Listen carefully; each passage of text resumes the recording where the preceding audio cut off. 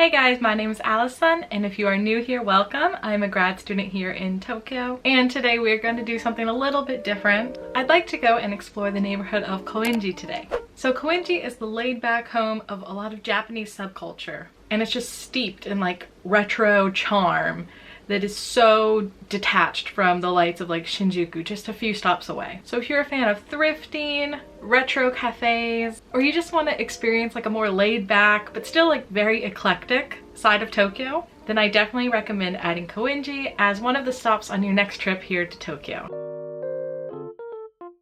So Koenji is located in western Tokyo on the Chuo line, and it's in the Suginami ward. By the way, the name Koenji is derived from a local temple in the area. The temple, it still exists, but it's not like a tourist attraction or anything, so we're not going to be going there today. And by the way, if you see the ji or tera kanji at the end of a place name here in Japan, it's likely for the same reason. You know, it's like based off of a temple in the area. So like a lot of greater Tokyo, Koenji originally was not part of Tokyo proper. And just 100 years ago, the scenery looked very different. It was just a rural farming village. However, following the 1923 Great Kanto earthquake, Koenji witnessed an influx of displaced laborers coming in, and it gradually became built up over the years into the Koenji we know and love today. Also, one thing to note is that Koenji was able to escape the bubble era boom of construction here in Tokyo. So while a lot of Tokyo is very high, skyrise buildings, you're not going to see that in Koenji. It's very flat, very local, and that's how it maintains this relaxed feeling today. So despite its retro vibes, it is still today the center of a lot of Japanese subculture like punk rock, and there's a lot of underground bands too,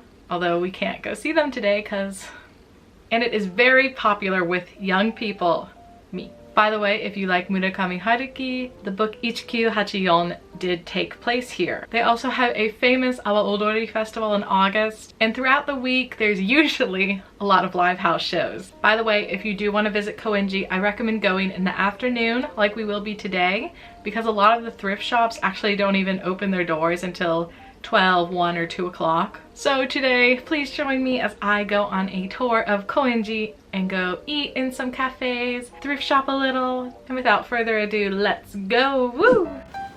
Alright, so I exited out of the south side of the station, and this is the side where most of the thrift shops are gonna be, but I'm a little hungry, so let's go check out this Kisaten really quick. So you may have noticed that I didn't call this a cafe, it's a Kisaten, which is a little bit different than a normal cafe. Usually these were started in like the Showa era, or they still have a lot of Showa era vibes, even if they were started after that. And they're a lot more quiet than cafes, and just, I don't know, they have this kind of old Japanese feel that you'll learn how to separate pretty quickly.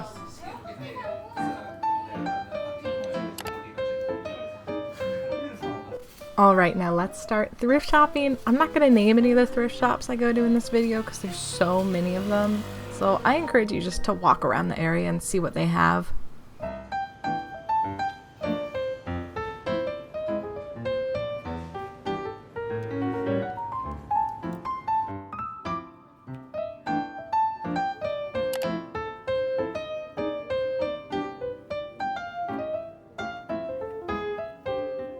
So something to remember when you thrift shop in Japan is that a lot of the sizes you see are only going to go up to about a US size 6 or 8 because we're in Japan.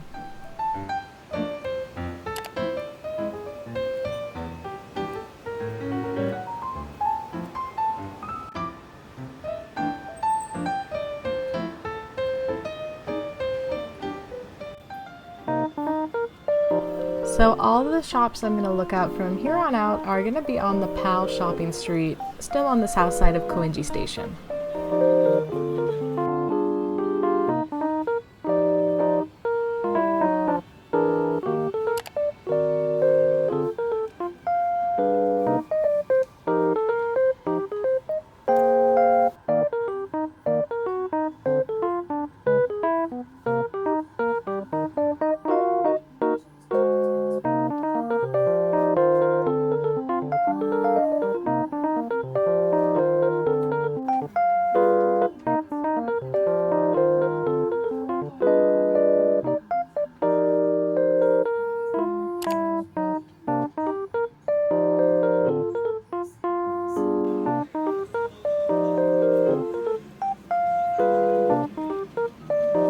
So actually, basically all the stores in Koenji are gonna have no photography rules. So if my camera angles look a little weird, that's why.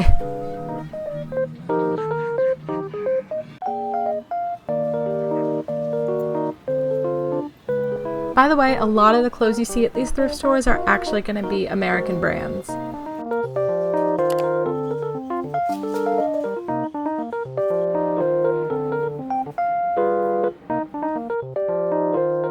So at some point the covered shopping street is going to end, but you can keep going, and I encourage you to go basically all the way to Shinkoenji Station at the end of this street, because there's going to be a lot of thrift stores, coffee shops, and other random little things, and as you can see there's a lot more locals down this way.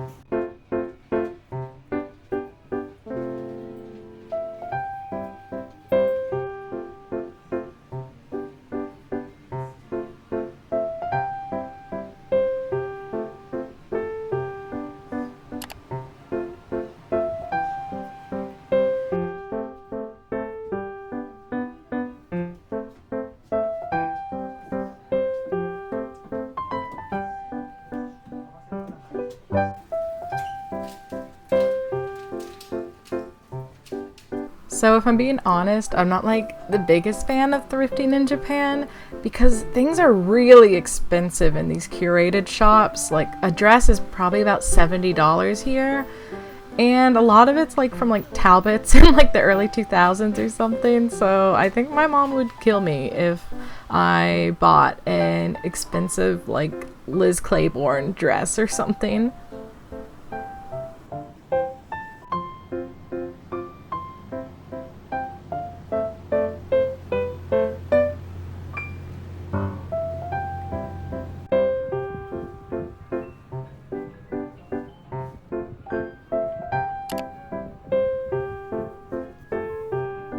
I think my favorite part about like thrifting in Japan is just looking at the crazy good interior design these stores have and looking at how aesthetic they like place the clothes and how they look. It's just so nice.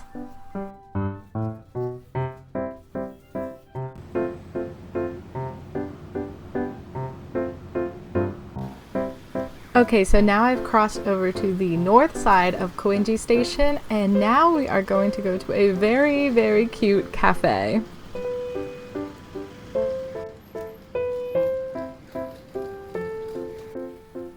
I'd say this side of the station is a lot more residential, and it's more where people live, while the other side has a lot of businesses on it.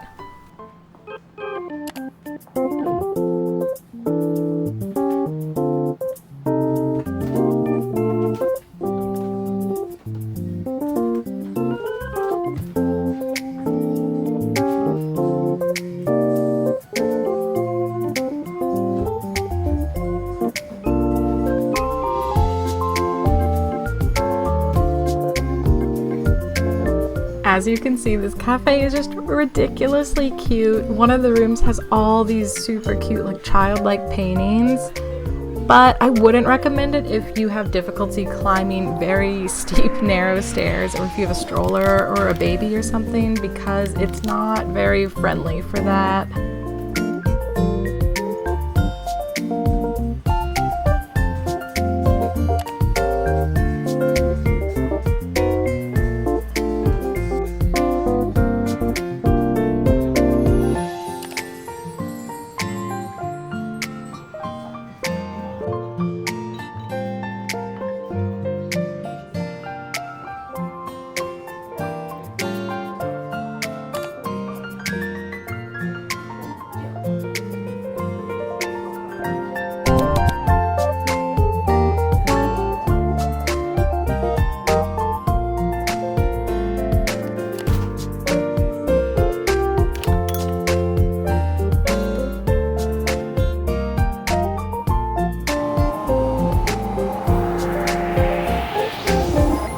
Alright you guys, what did you think of Koenji? I really like it. I think there's a lot of charm in it.